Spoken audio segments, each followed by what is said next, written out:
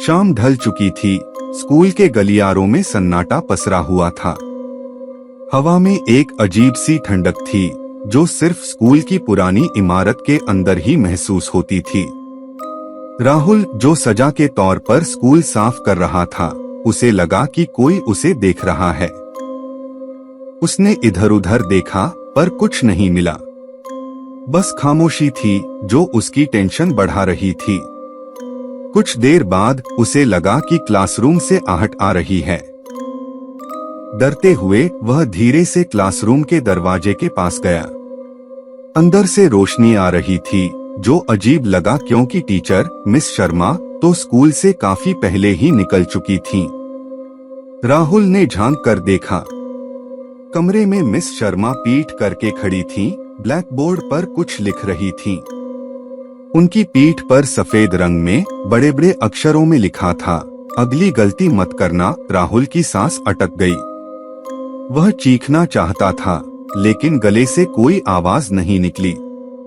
अचानक मिस शर्मा घूमी। उनका चेहरा अब वैसा नहीं था जैसा राहुल जानता था। उनकी आंखें मक्कुरो थीं और उनके मुंह से खून टपक रहा था। वह राहुल की तरफ धीरे धीरे बढ़ने लगी। राहुल घबराकर पीछे हटा, दीवार से टकराया। मिस शर्मा अब उसके सामने खड़ी थीं। उनकी आवाज कर्कश थी, मानो किसी गहरी खाई से आ रही हो। तुमने मेरा नियम तोड़ा राहुल, उन्होंने कहा। अब इसकी सजा भुगतनी पड़ेगी। राहुल चीखना चाहता था, मदद के लिए पुकारना चाहता था, लेकिन वह कुछ नहीं कर सका। मिस शर्मा का चेहरा उसके करीब आता गया और फिर अंधेरा। दूसरे दिन स्कूल में खबर फैली कि राहुल लापता है। पुलिस उसे ढूंढने में लगी हुई थी, लेकिन कोई सुराग नहीं मिला। कई साल बाद स्कूल की मरम्मत के दौरान तहखाने में एक गुप्त कमरा मिला।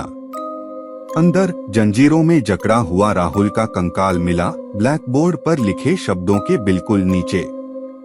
कहते हैं, कभी कभी रात को स्कूल के गलियारों में मिस शर्मा की आवाज सुनाई देती है जो धीमी आवाज में कहती है, अगली गलती मत करना।